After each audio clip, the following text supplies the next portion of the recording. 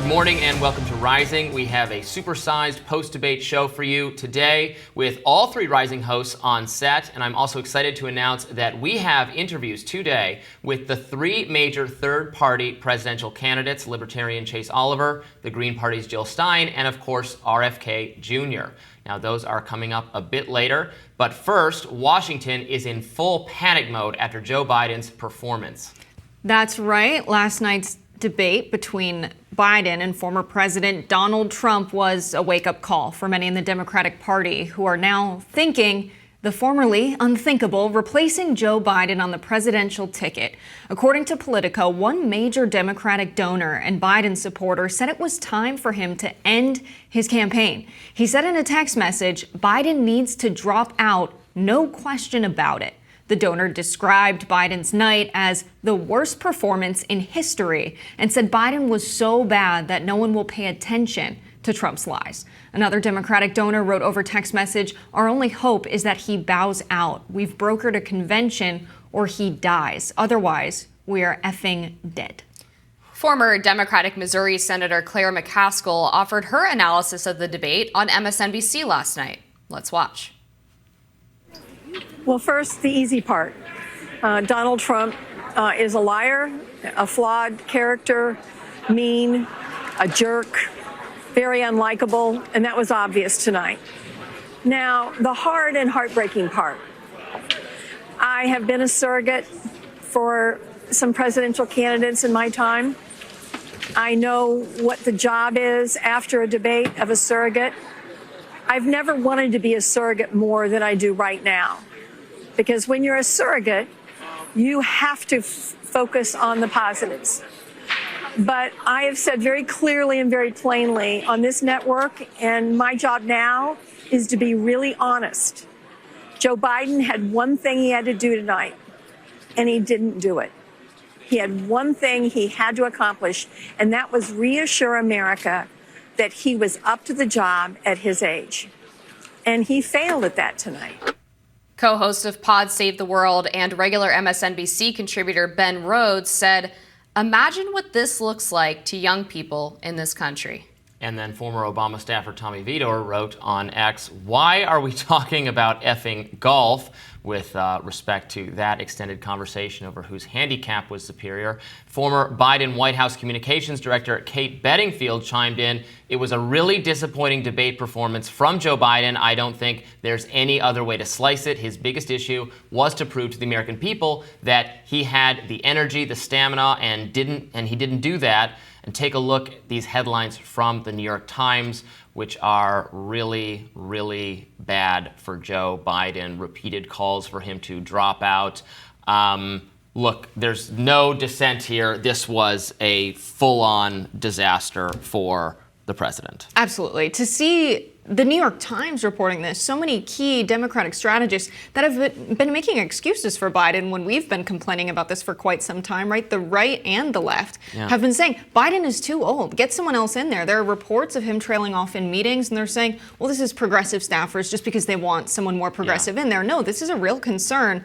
I'm not just concerned about his potential to win, which I think is abysmal. I'm concerned that he is the commander-in-chief today. And this is a threat for national security today, that everyone around the world saw that this is who is running the United States of America. Remember when the White House tried to make it seem like if you had concerns related to his age or his stumbling around, that was all, digitally manipulated videos? I don't think that claim has survived the night. No, Karine Jean-Pierre referred to those videos of Biden in Normandy or at the Juneteenth celebration as cheap fakes, which was just an incredible manipulation of language to suggest that videos that didn't run for 5 minutes long and show the entire event were somehow altered in some way to give a false impression. But I have two questions coming out of this, or two sort of theories that I'm toying with. And one is that the Democrats knew that Biden was this bad. They kept him away at Camp David for a week in preparation for this to give everybody the idea that he was going to be well rested and prepared and on whatever medicinal routine that he needed to be on, so that when he did come out and completely embarrass himself, they had the impetus to finally talk about actually replacing Joe Biden. or they really had deluded themselves for this long about the president's cognitive state, and they were genuinely surprised by how terribly this turned out. I mean, if they saw this coming, they should not have agreed to a debate. They should have just said, make some lame excuse, and everyone would have complained about it. Been like, Donald Trump lies so much, and it's impossible to fact check him in real time, so we're not even going to do it. That would have been less devastating for the campaign than this. Or now they said, and he did sound with the muffled and the whispered, he sounded ill, like he has a cold. They should have said, no, he's very ill and we have to reschedule this for later, because this has been so devastating for the campaign. Everyone who had concerns about his age feels validated. He mumbled through answers that should have been very easy on abortion, on Trump, on the right's weak, statistically polling-wise issue, the only issue where Democrats and Biden are more trusted by people on that issue. He accidentally pivoted to illegal immigrant crime. He invited Trump to pivot to the horrific murder that took place recently, his worst issue, which Trump, of course, pounced on immediately. It was one of the worst rhetorical decisions I've ever seen in a debate. Well, and then he talked about people being raped by their sisters and needing to their get abortions. in-laws. Their in-laws. Just really bizarre stuff. And I mean, the real roadblock here, I think, is Jill Biden, Dr. Jill, because they went out after this debate to have a little victory lap. And I'm sure you all saw this video where her reaction to Joe's performance is to tell him, great job, you answered all of the questions. I mean, she talks to him like he's a disabled toddler. And this is supposed to be someone who loves this man, who has vowed to spend her life with him in sickness and in health. And it's honestly devastating to me that she cannot see what is happening and has apparently not given the go-ahead for him to step aside. And CNN is now reporting this morning, according to sources close to the campaign, that not only is Biden determined not to drop out, but he is committed to participating in the second debate in September. Joe Biden. Progressives have to be feeling very I told you so in this moment, for saying, like, this is a disaster. He has all these weaknesses.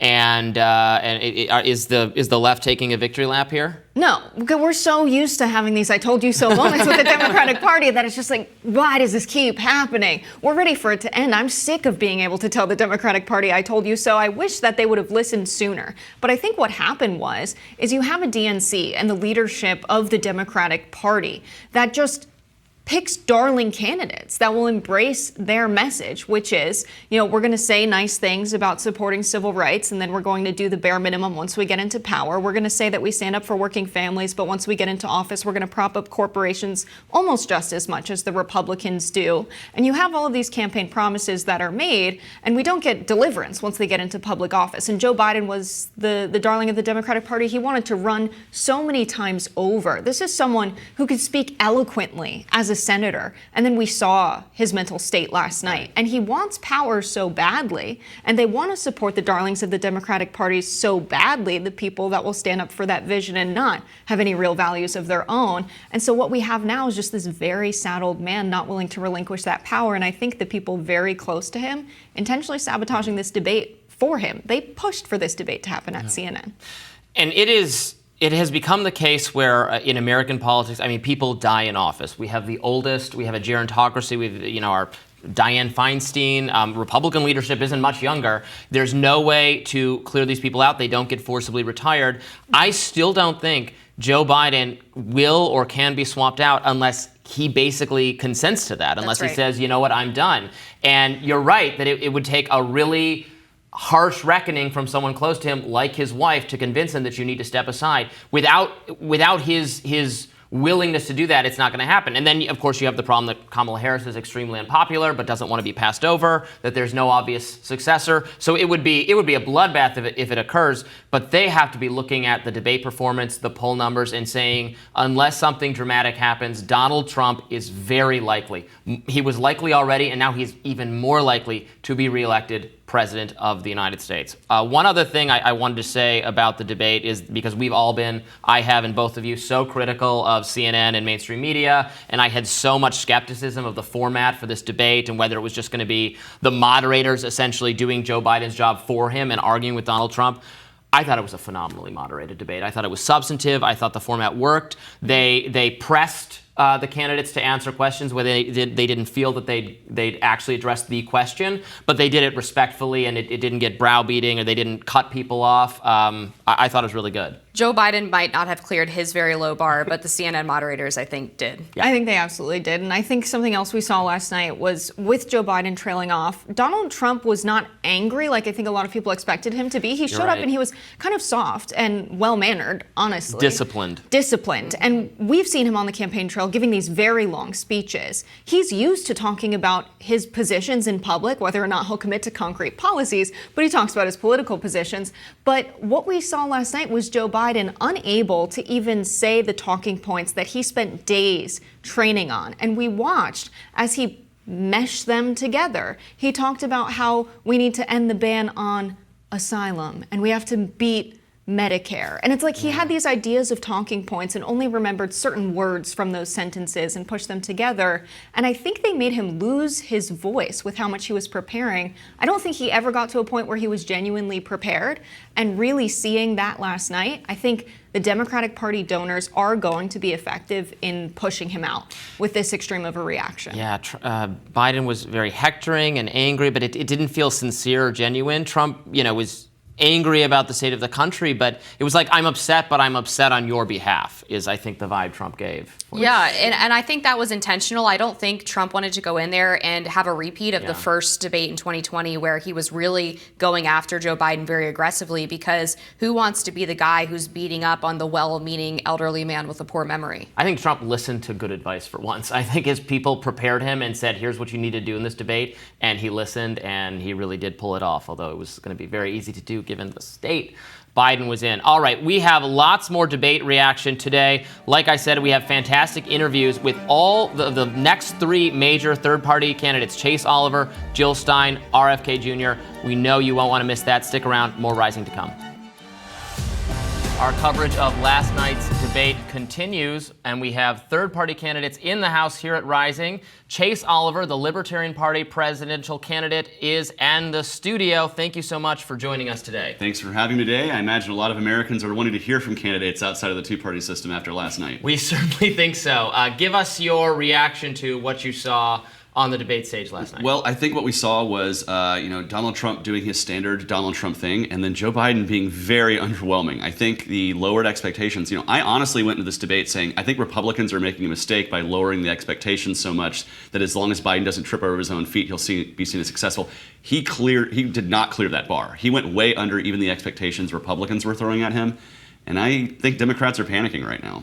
What issues do you think, the Libertarian Party and your candidacy bring that were not covered in the debate last night? Well, I don't think we saw anybody, speaking up for the innocent people in Palestine who have died from the results of the airstrikes that we saw.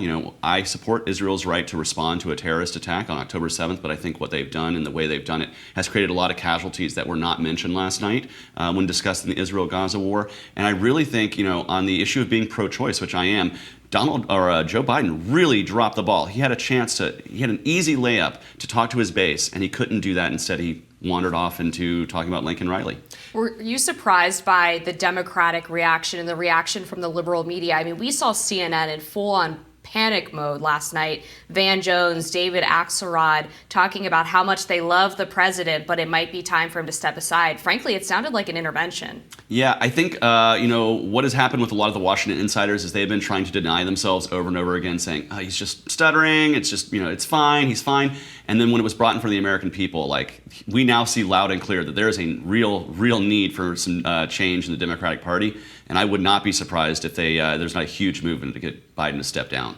They were both asked questions about the national debt, the economic situation of the country. Obviously, both Republicans and Democrats are responsible for contributing to that problem. I saw in some of the counter-programming that RFK Jr. was doing during the debate, he really highlighted that issue, how, again, both Republicans and Democrats are responsible for this. What did you make of their answers on the debt subject? I just think, of course, they're weak on that subject because they have no real defense for the fact that they've been adding trillions and trillions of dollars to our debt. Donald Trump added had more than any other president in a 4-year period. So the idea of fiscal conservatism got totally tossed out the window.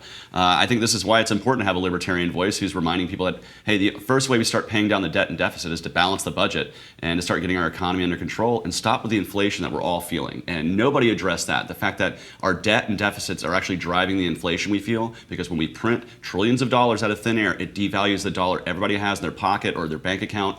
And that's affecting American families right here, right now, and they're feeling the crunch. What is the case you make to voters coming out of last night, which I think some people expected Joe Biden to perform the way he did. Some people maybe expected Trump to perform the way he did. But I still think it shocked the nation to see their mental state, well, Biden's mental state, and to see Trump sort of speaking in hyperbole, but very seriously. What do you tell voters about the potential future of a multi-party system and its possibility now? Well, I think voters right now got to see loud and clear as to why the two-party system is broken, why we continue to get lesser and lesser candidates because of the way the system is set up. And right now, voters are really dissatisfied. And I wouldn't be surprised if we have the most number of independent votes outside of the two-party system in this election in the last 20 years. Like, this is a huge sea change. It's a great chance for libertarians and others to really put their name out there. And I'm looking forward to reaching out to voters and saying, you know, I was jokingly saying, I'm under 70, I speak in complete sentences, I'm not a convicted felon, I'm your man. But a lot of people are like, wow, that is a bar we need to clear, and neither of the candidates on stage last night were doing that. What did you make of the two candidates' attitudes toward foreign policy? Trump, of course, has been one of the least interventionist Republicans in modern history. He's moved the party away from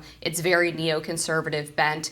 But where do you differ from him specifically on your foreign policy stances? Well, I think his foreign policy is quite erratic. You know, he talks about how he didn't start any new wars, but he also, drone bombed more in 4 years than Obama did in 8. And so he still exported our values militarily through the drone bomb all over the world. He talks about not starting new wars, but then he brags about selling arms to Saudi Arabia, who's persecuting a war against people right now in Yemen. And so it's a very erratic foreign policy that's not really based in principle. Libertarians, we support being non-interventionist because we know the best way to export our values is through diplomacy, free trade, and voluntary exchange, and not trying to militarize the world. And, you know, Trump talks a good game, but he still drone bombs all over the world when he was president. If I can follow up on that, just on the exporting free trade and that being sort of a driver of liberalizing other countries, we haven't really seen that be the case in China, which we opened up global trade with them, 40, 50 years ago, and we've actually seen them continue to commit a lot of human rights abuses. So what is the evidence for this free market-based approach to promoting peace around the world? Well, I think if we continue to press for free trade and we tear down these tariff barriers and continue talking free trade with China, we're going to see them continue to try to pump up and manipulate their currency until eventually that bubble bursts. And once it does, you're going to see the people of China wanting market liberalization and wanting better practices from their government and tearing down kind of the centralized authority that is in China. I think that's a far better way to attack China economically than to try to put up trade barriers that actually affect the consumers here in the United States. China does not pay the tariffs that Donald Trump instilled or that Joe Biden has now doubled and tripled down on. We pay those things. And so if we want to compete against China, we do it in a fair, open market. We let them try to pump themselves up, and eventually their bubble bursts. On Ukraine, Trump promised that if he is reelected, between the election and him taking office, he will put an end to that conflict. He really did hit Biden on giving rhetorical support to Ukraine defending themselves, to the last man, this really existential conflict with Russia. Biden, in the debate, repeatedly said, Putin's going to conquer all of Europe if we don't, stand. And there was a lot of conversation about, well, is this World War III? Trump saying World War III is more likely if you have Biden again. Biden saying the reverse. What did you make of those answers? Well, I think both of them are erratic. I think, honestly, either one of these men can bring us closer to World War III based on their foreign policy and the records that they had as president. I would like to see an end to the Ukraine war. Do I think that a president-elect can do that between the time he's elected and the time he takes office? I don't really know, because that's never been done before. There's no real mechanism to get that done. You have no official authority until you enter office.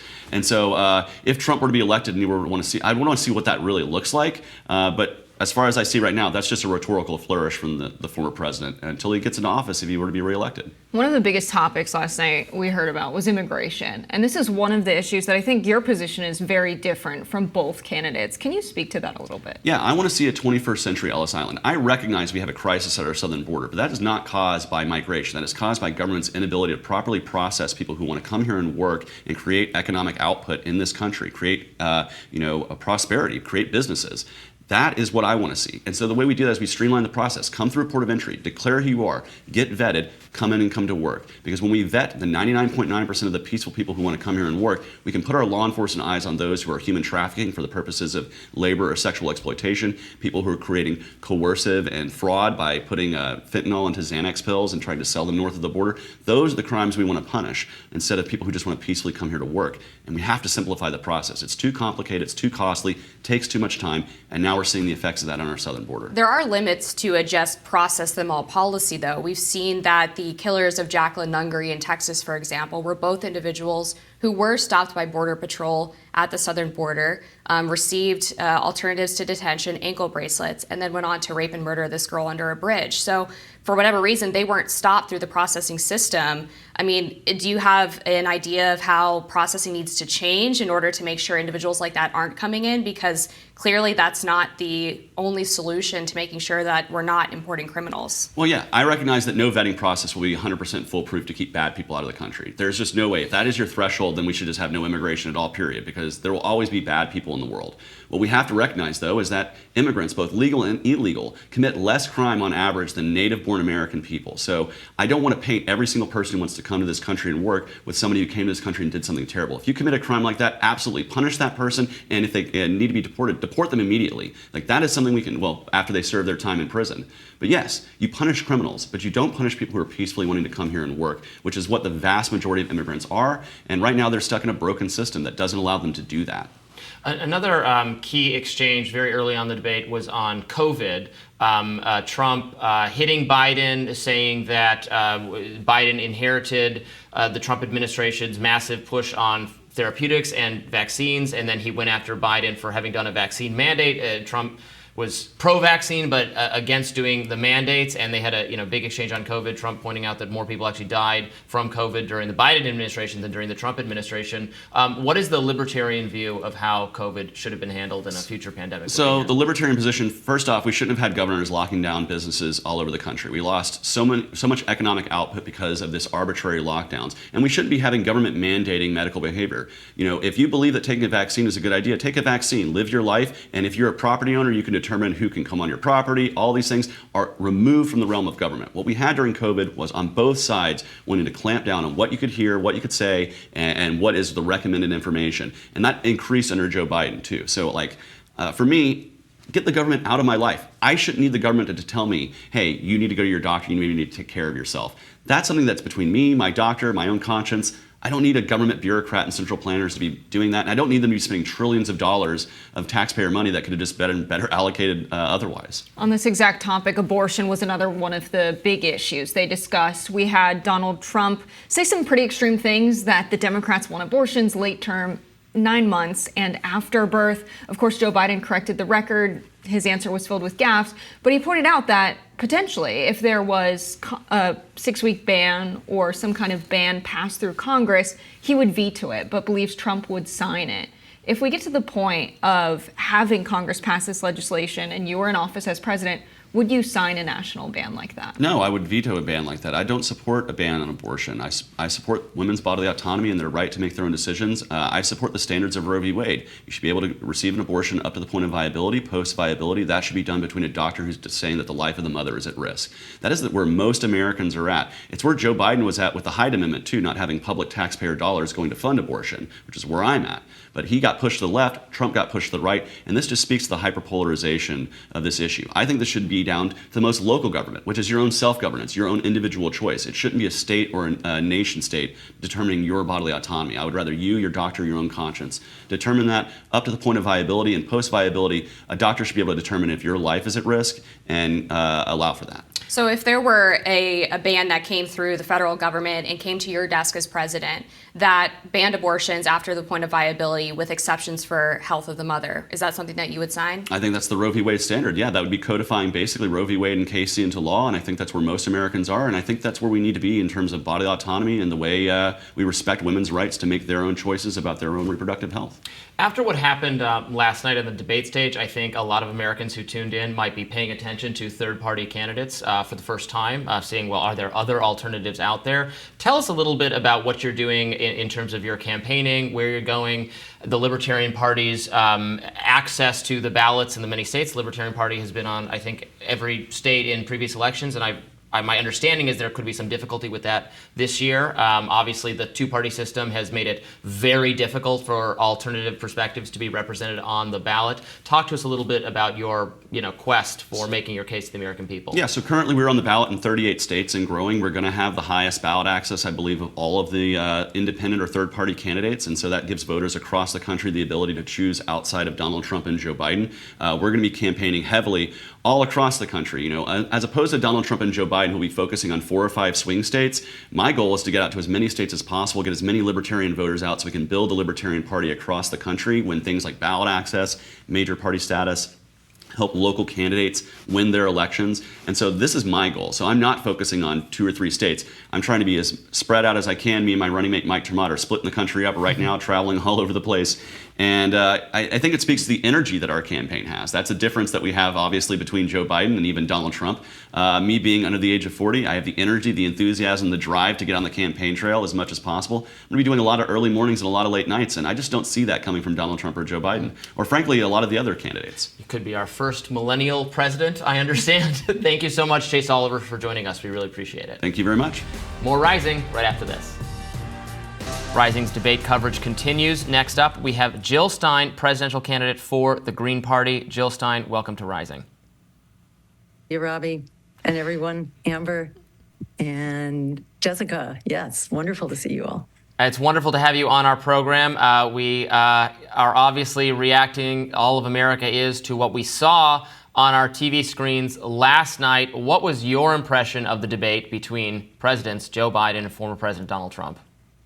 Well, it really underscored what an incredibly dysfunctional two-party system we have that has basically, prevented a competitive process from taking place until now, especially within the Democratic Party. They are paying big time, and I think the American people are just reacting in horror. They already wanted other options in this race, and I think this has just underscored why we need more choices and more voices in particular, and why candidates like myself, the Libertarian candidate, those of us who are on the ballot for a majority of voters right now, why we needed to be in that debate, not for our sake, but the American people have a right to vote, and we have a right to know who we vote for, especially when people are tearing their hair out at the zombie candidates being rammed down our throats.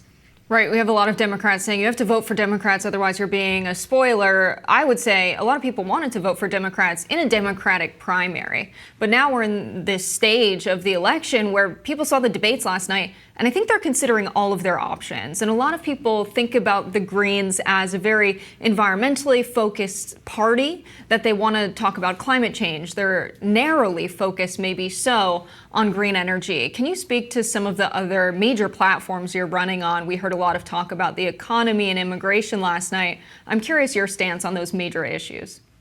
Yes, absolutely. And let me just say that notion that the title green describes the party, that's like outdated. I think you can say that pretty much the progressive agenda as it now stands was actually launched by Greens, starting with healthcare as a human right under a so-called single-payer system at the time, now Medicare for All. That was launched by Ralph Nader in the year 2000. Free public higher education, bailing out the students like we bailed out the crooks on Wall Street. That was launched by my 2012 campaign, calling for a Green New Deal, which basically revives the economy, creates a manufacturing economy again, transitions our economy while creating millions of good jobs that are healthy for workers, healthy for the environment, healthy for our economy, at the same time that we're addressing the climate crisis and cutting the military budget down to size, from this incredibly dangerous, over-endowed program that we currently have, which is blowing up the world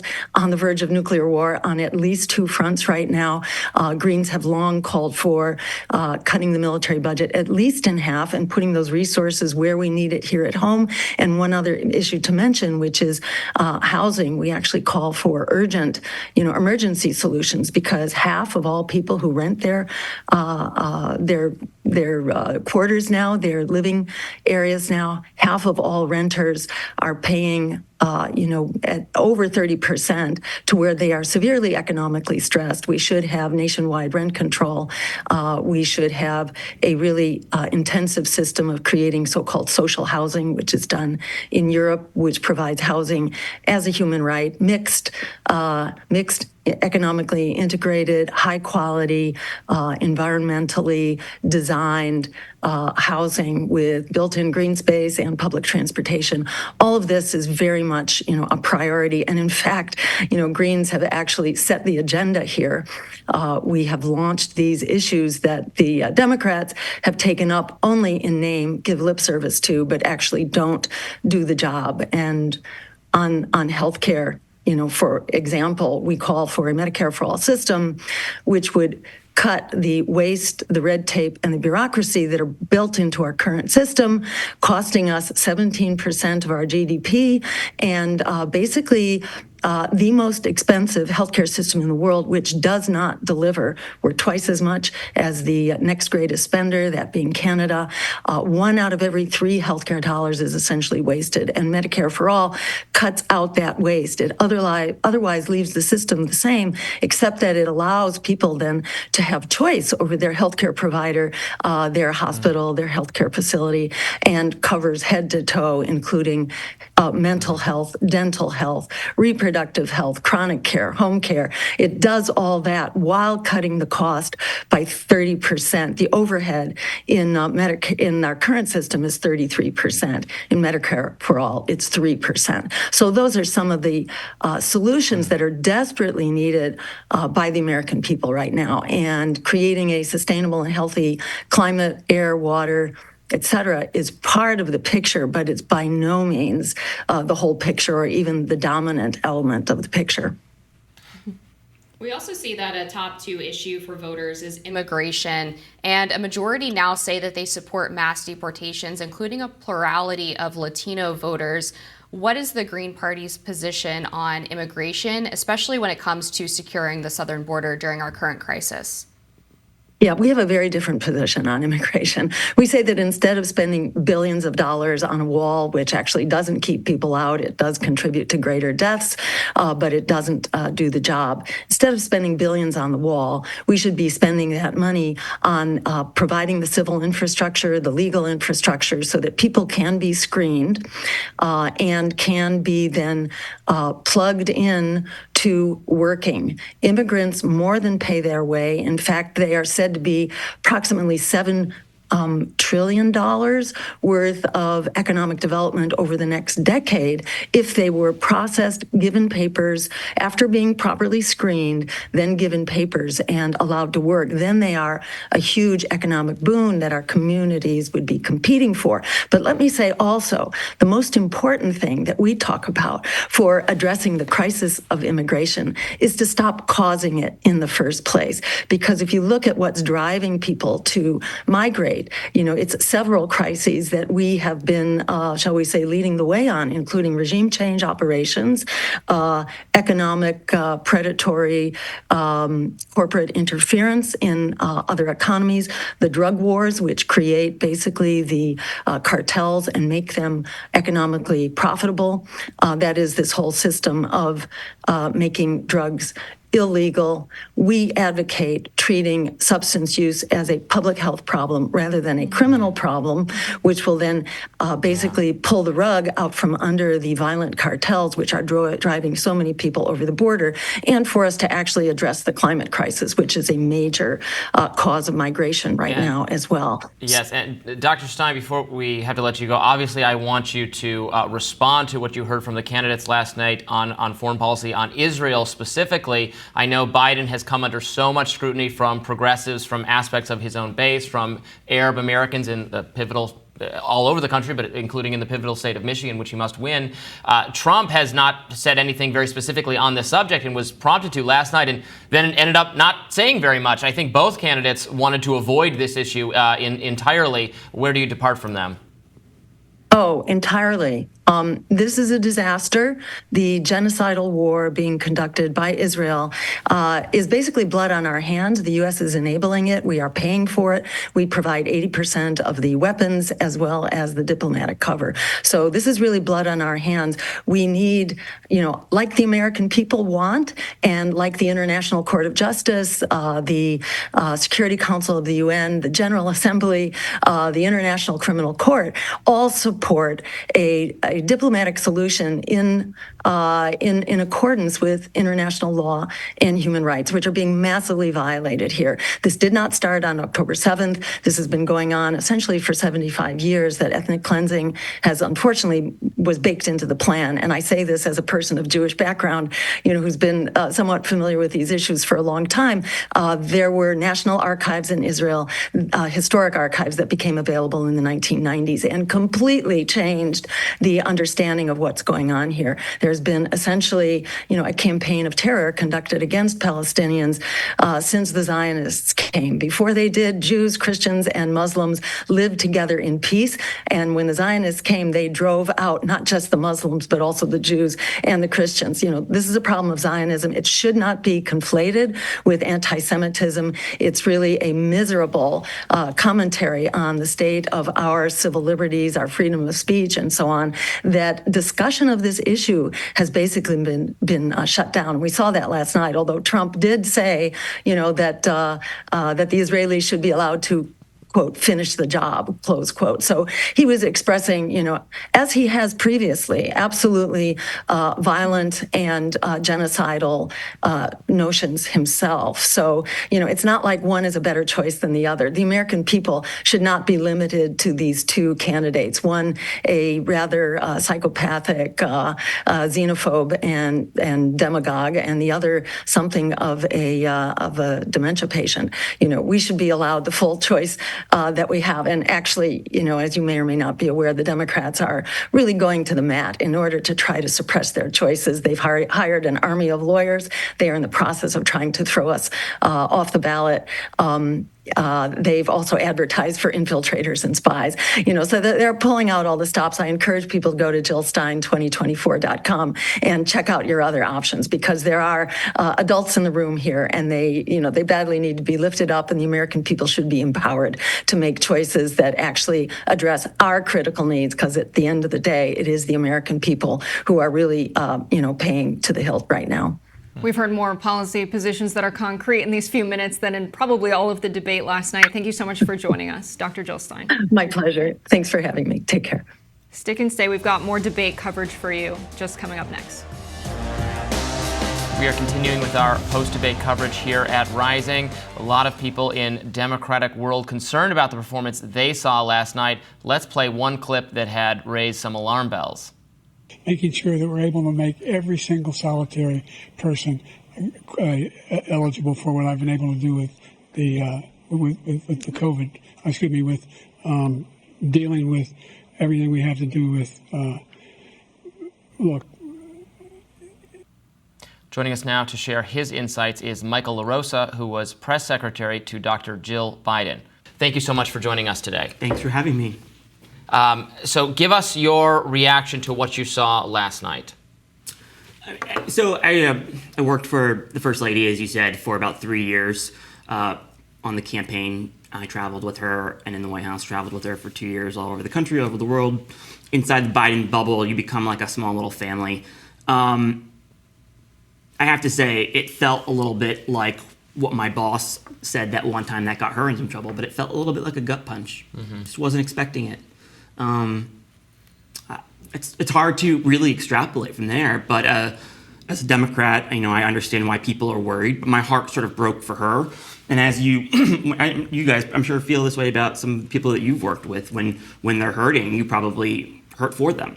So a lot of people are going to be wondering if, questioning the strategy to not have Biden do more media interviews. I mean, so many of the American people, I think, are waking up this morning after what they saw last night and having had no idea that his ability to communicate had gotten this bad. I mean, actually, the White House, all of the messaging lately has been, it's all digitally manipulated videos. The media's lying to you about this. There's no problem. People now can see that as plainly not true. Are there any? Are there people in Democratic strategist circles saying, what were our people thinking by letting it come to this? I think there are. Yeah. I'm sure there are. I've heard from people who have said that. But yeah, I think had viewers, had the audience, had the press, you guys, had you been more conditioned over the last year to seeing him communicate with you, with voters, with other members of the press, engaging in back and forths, sparring more of it. I've said for a long time I thought he should be doing more public appearances and engaging more. Ultimately, public opinion is formed through you guys and through the press. And if you're not using the press, he has it at his disposal. He can use the office. President Trump used it at every chance he had to talk to the press. And he may have said things about the press, but he used the press all the time to get his message out and to talk and to communicate with voters.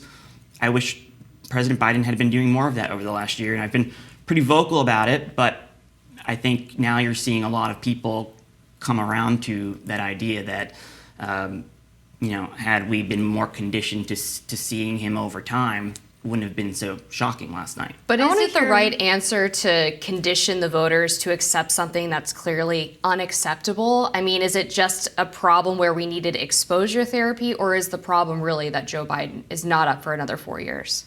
So it's a fair question. It just wasn't my experience that he wasn't able to do the job. And I still think he is very able, and I still think in terms of substance last night. And I said this all week, that he would run circles around Donald Trump on substance, on the record, on compare and contrast. He's been debating for 50 years. He knows all these issues. It was always going to be a test of presentation and agility. And he didn't pass that test last night.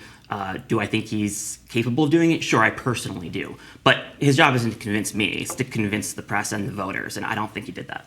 And so I'm curious what the purpose would be of doing these additional engagements. It sounds like when he was holed away in Camp David, they were really going over talking points, because it seemed that he was trying to remember them while he was speaking, and we got pieces of them. Mm-hmm. And I think a preparation that might have been more effective is getting him to speak from the heart on the issues with whatever information he has on them in his own brain, and get used to reacting organically to the questions being asked, rather than trying to regurgitate talking points he was trained on. Was this more of an issue about how Biden was prepared by his staff than anything else? Well, it's hard to say, and I don't want to Monday morning quarterback former colleagues or the president's advisors. However, one of the things that I had been saying this week when people were asking, what should you expect? What should he be doing to prepare? It's like, he knows all the issues. He doesn't need to read more briefing books, right? His test was going to be presentation. So was he being prepared, and was he assimilating, expecting the unexpected? Was he running through organic reactions to things that he might not expect, or out of the box questions? That's what I would have been doing with him.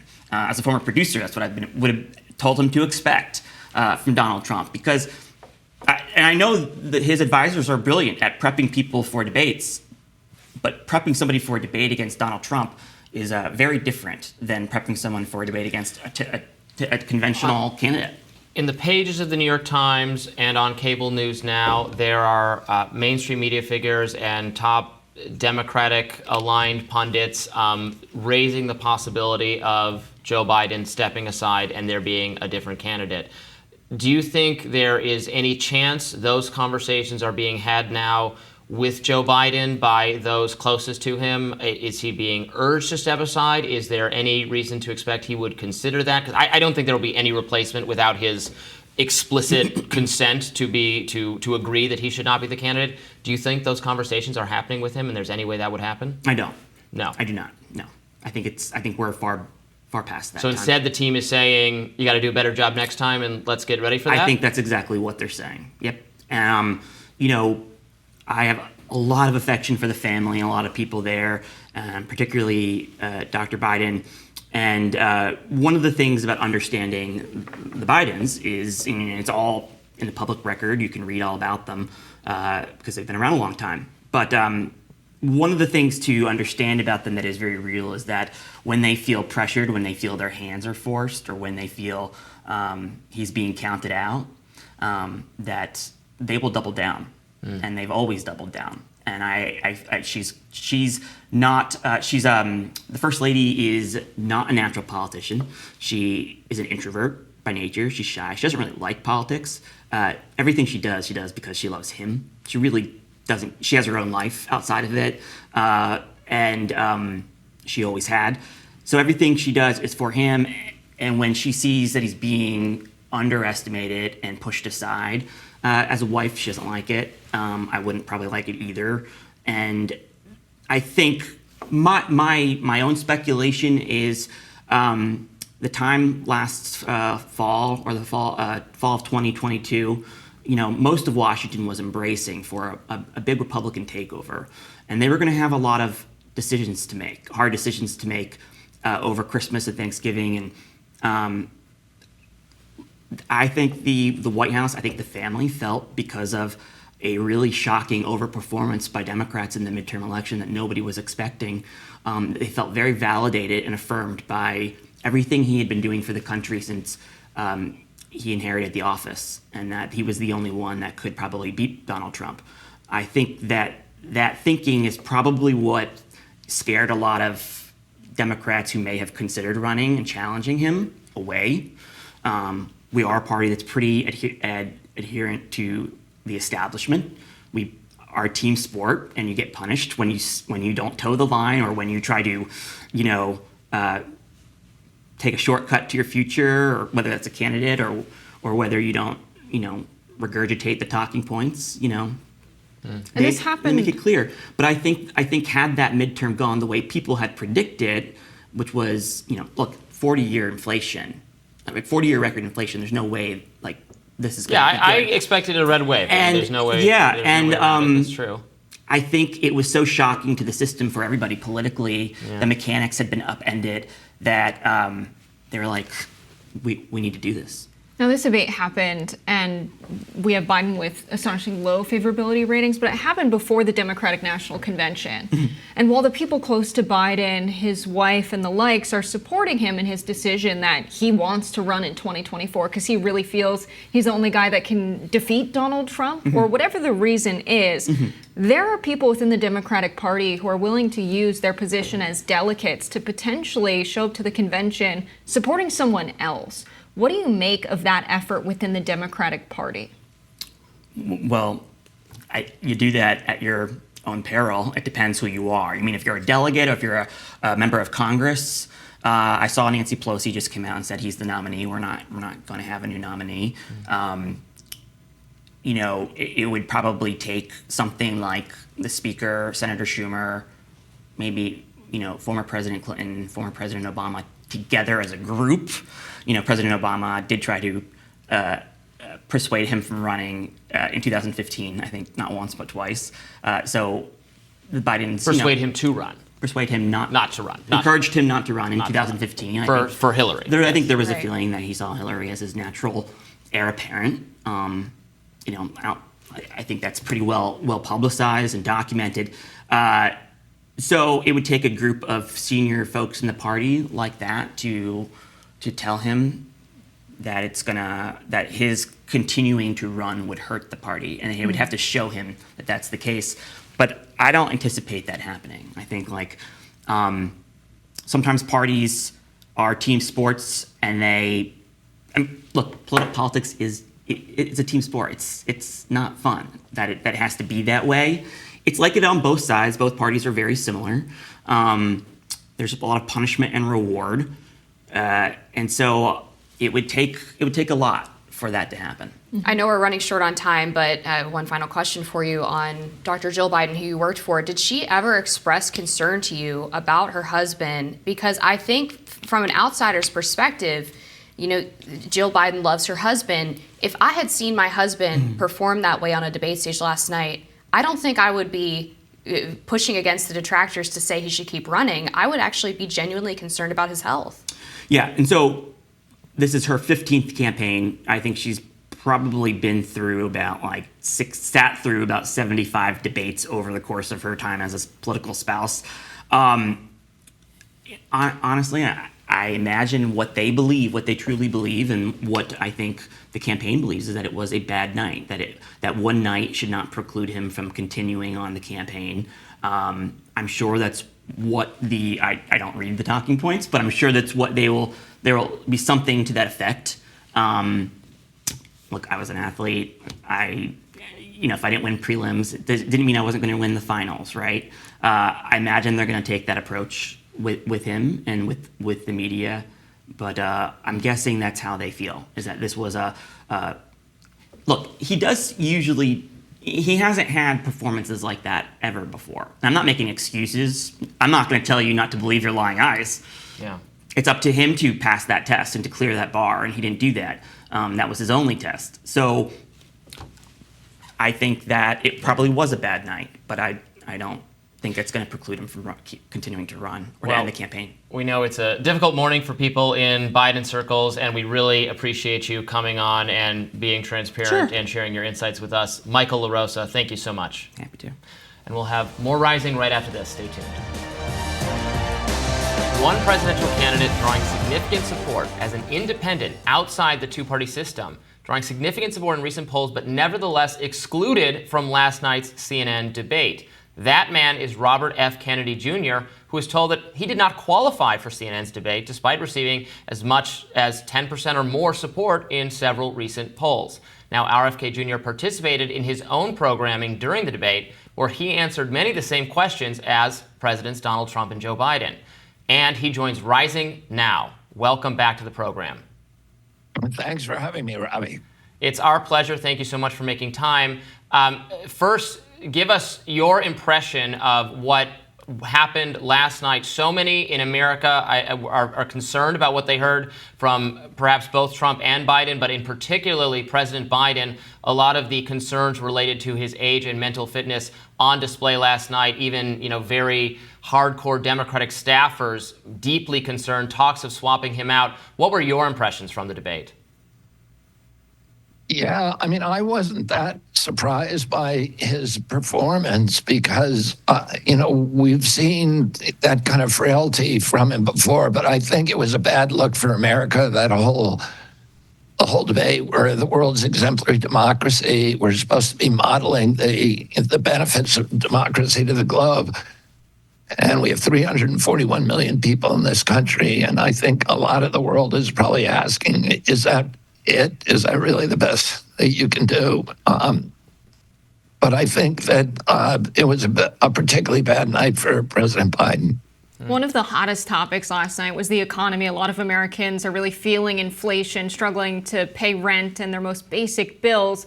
And we've had a term from either of these candidates, and it seems that the working class of America is unsatisfied with both of their performance while in office and are ready for something different. Can you speak to how your position on the economy is different from what we heard last night? Well, the force that's driving inflation, which I think everybody understands in this country, is this ballooning deficit. We now have a deficit that's $34 trillion. The cost of servicing that debt is larger than our military budget.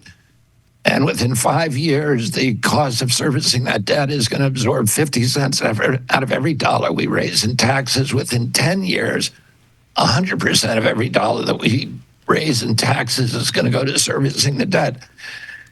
It's unsustainable, but President Biden and President Trump will not address that because they contributed disproportionately to it. Almost half the debt was run up by these two presidents. In fact, President Trump came into office promising that he was going to balance the budget, and he ran up an $8 trillion debt. He spent more money than every president in the United States history combined, from George Washington to George W. Bush, 283 years of U.S. history. And then President Biden is now on track to beat him. We're adding $1 trillion to the deficit every 90 days. And it's being driven by the war machine, which neither of them can unravel. It's being driven by chronic disease, which they presided over, this explosion of chronic disease, which is now absorbing 5 times our military budget, $4.3 trillion a year. That's our biggest cost. And neither of them has the capacity to do it. And then, we could eliminate tremendous amounts of waste in government using AI, using blockchain, but you never hear either of these candidates talking about those things. They're about to change all of our lives. They offer tremendous potential for our country. They're the path out of the debt. We need a new industry because we can't cut our way out of this debt. We have to grow our way out of it. We have to grow GDP. And that new industry has the best potential as AI and also blockchain. But we're driving those out of the country, and neither of these candidates ever talk about either the peril or the potential of those new technologies.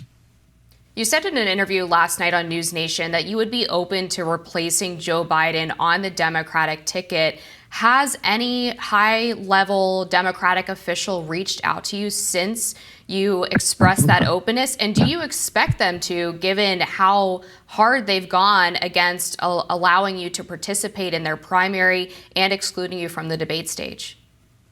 No, I'm not holding my breath.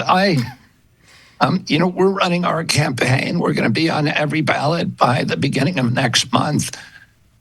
And, I think that the Democratic Party now, the superdelegates particularly, are controlled by the big corporate donors. And I think that those corporate donors would probably prefer to have Donald Trump as president than to have me as president. I think for the same reason that they didn't like Bernie Sanders. And I think I'm 10 times greater threat to the status quo than Bernie Sanders was.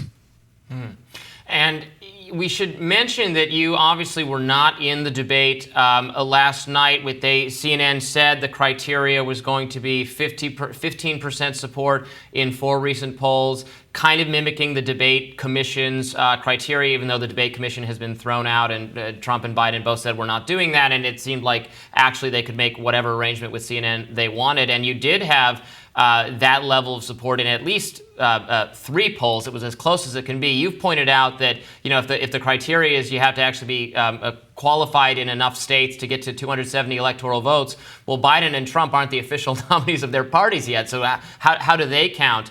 What do you make of the excuses to keep you out of that debate at a time where millions of Americans are expressing profound dissatisfactions with the 2 choices put before them?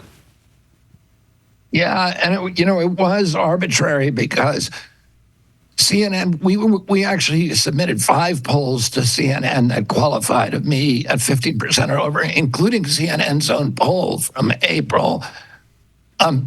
We submitted the Harvard-Harris poll, and CNN told us we're not going to count that company because we never do. We sent them a reel of their announcers talking about Harvard-Harris polls. So that was disingenuous. But on their list of the 12 qualifying polling firms was Monmouth, and we qualified on the Monmouth poll, and they arbitrarily threw that out. So they did not want me on this stage. I think it's bad for our country. I think, listen, President Biden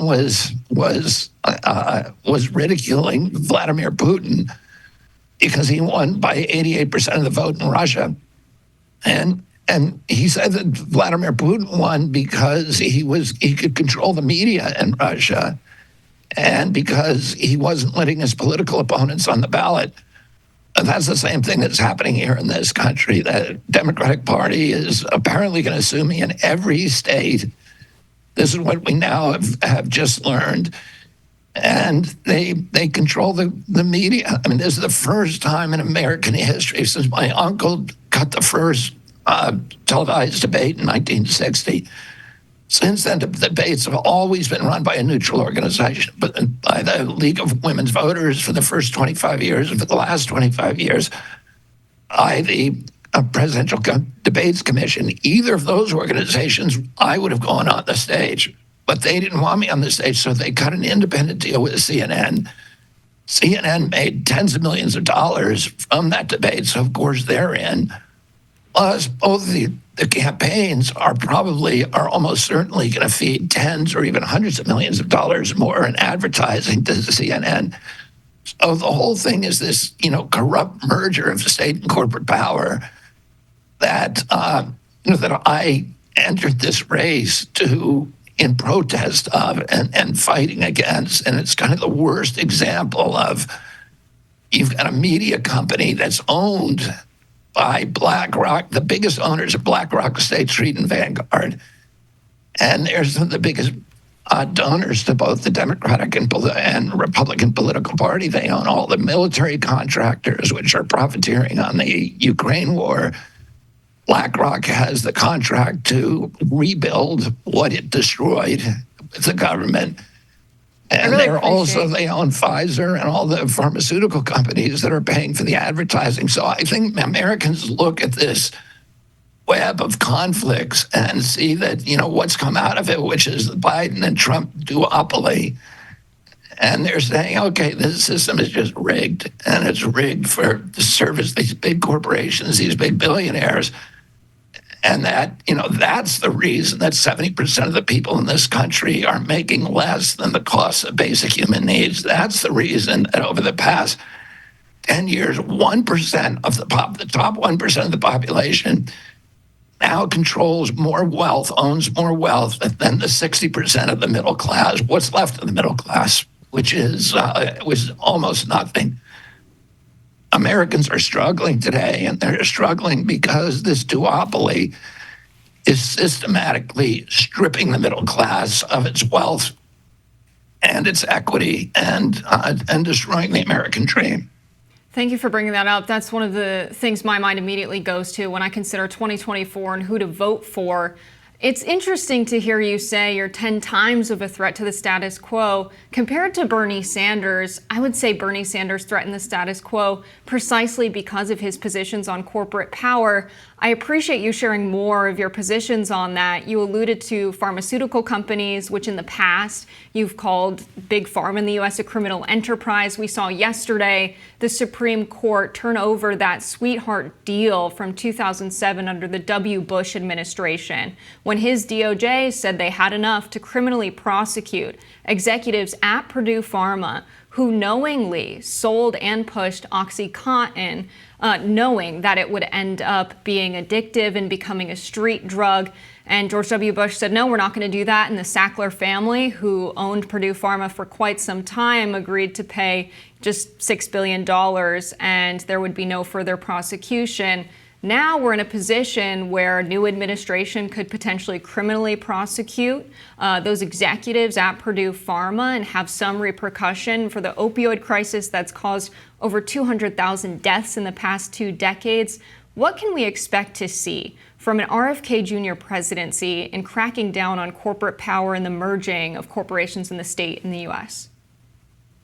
Yeah, you're going to see a real crackdown. And those, the 4 principal pharmaceutical companies have paid $79 billion in criminal penalties and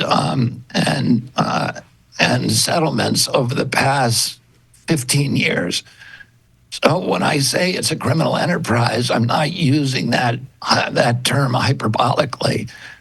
This is what they do, and as long as the penalties are, a mere $6 billion, those are rounding errors for the company. These are the biggest companies in the world now. This is the biggest industry in the world, and they look at that as the cost of doing business. I mean, I'll give you an example. Merck, around 2007, it released the Vioxx, and Vioxx ended up killing between 120,000 and 500,000 Americans of heart attacks.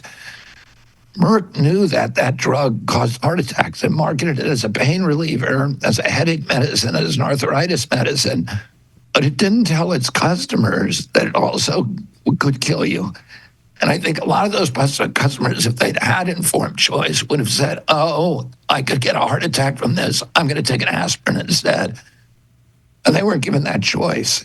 And Vioxx knew it was going to kill them. We actually, during the litigation, we got we got spreadsheets from their bean counters that showed how many people they were going to kill, what the settlements would be, and then announced in a delighted way, we're still going to make a killing on this.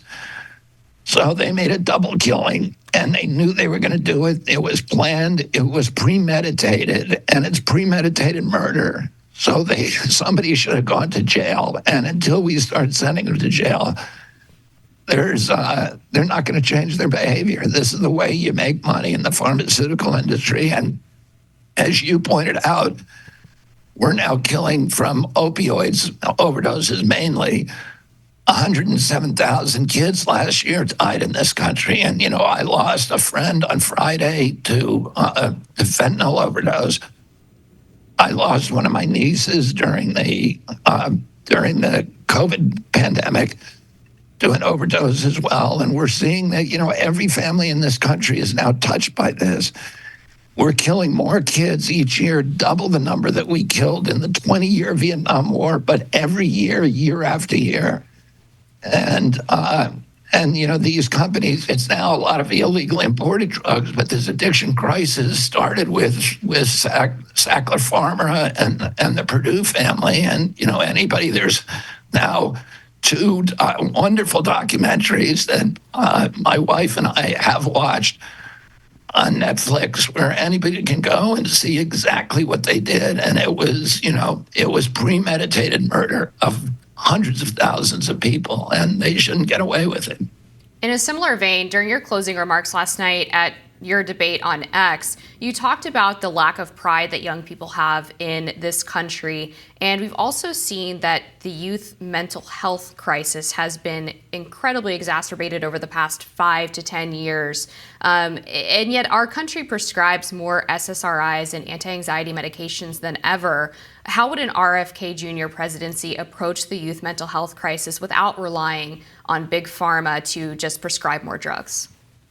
Yeah, my Peace Corps program or Moonshot program is going to be a series of wellness farms where kids can go, where there'll be no screens, no social media, no computers, where kids can go and learn the trades. The trades are the one jobs that are going to be immune from AI for the longest. People are always going to need a plumber to walk up your stairs for many years until they have robots doing it. If you need to fix your toilet or if you have an electric outage, somebody's got to crawl into your crawl space. AI is going to eliminate a lot of crap, but we're not teaching the trades anymore. And the federal government is not providing money. They'll pay for you to go to college, give you loans to go to college, but not to a 2-year or 3-year trade school. And we need to change that. But I'm going to have these farms where people will grow organic food so that we can have, part of the problem with the mental health crisis is we're mass poisoning this whole generation of kids. We have 1,000 ingredients in processed foods in this country that are illegal in Europe. We're destroying the soils, we're destroying the environment, we're destroying the health of our kids. When my uncle was president, 6% of Americans had chronic disease. Today, 60% do. And the cost has risen from about 6% of our GDP to almost 19%. And it's destroying our country in so many ways. But most of all, it's destroying the morale, the mental health of our kids. And part of that is social media. There's so many, it's so difficult to be a kid today. And I have 7 children, and I see the pressures they're under. And they're feeling dispossessed, they're feeling alienated, they're feeling disconnected from community, from society, they're atomized, they're fragmented. And we have to go out as a nation and reclaim these children. We have to connect them to community again, to connect them to purpose, connect them to pride and hope. And that's what I'm going to do with these healing farms. I talked about it last night. I'm going to legalize marijuana federally. It's now legal in the state. I'm going to move it off Schedule 1 because even though most states now legalize marijuana, the federal government cannot collect taxes on them because it's Schedule 1 federally. I'm going to change that so the feds can start collecting taxes. That'll raise $8.5 billion. I'm going to use that money to start healing farms in rural communities all over this country. The biggest industry today in rural America is prisons, and I'm going to change that. I'm going to make it so we're going to have these healing farms. A lot of the people who are in prisons are nonviolent drug crimes. I'm going to move out into these camps, and you can stay there for free until you're healed, till you're ready to leave, and you're going to leave with a trade and a job. And you're right. The addiction, we have an illegal drug addiction in this country. We also have an addiction to these psychiatric drugs that are very, very little understood and may not be very effective. 120 million SRI prescriptions last year, 120 million benzo prescriptions. And then, of course, there's 120 million Adderall prescriptions because our kids all have ADHD now. And nobody's asking why. But we need to change that. We need to end the chronic disease epidemic by ending the exposures that are causing it. And we need to start treating and healing and reclaiming this lost generation of American kids. And we need to then get them into houses, because if they don't have houses, we don't have a middle class in this country. And the greatest economic engine in America, in world history, the American middle class, is being decimated because they do not have equity. And if they, no matter what kind of entrepreneurial impulse you have, if you don't have equity, you can't pursue it. That we need to get them into homes.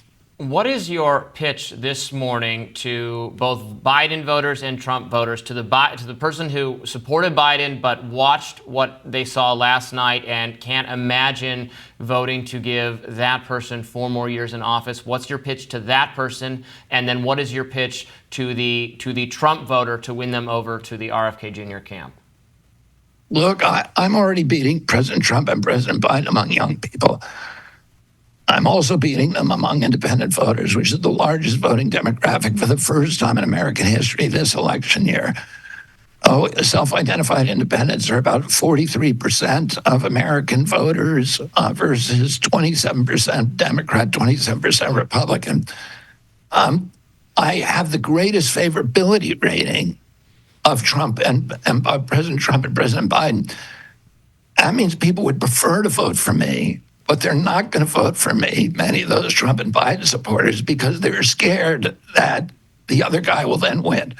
So they're voting out of fear.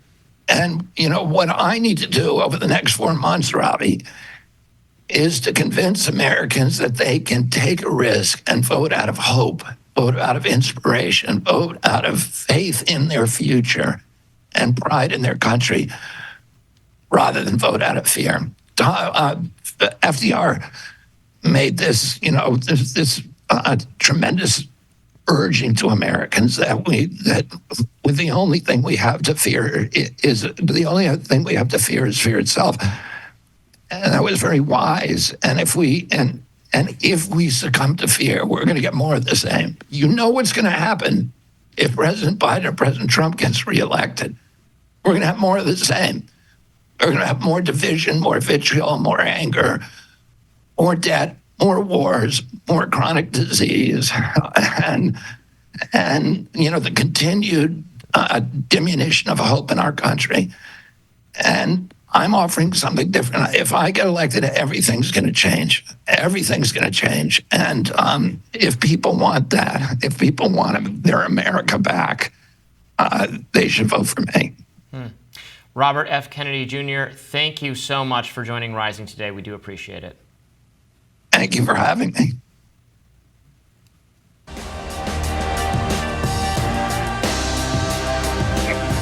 That was a good one. Yeah.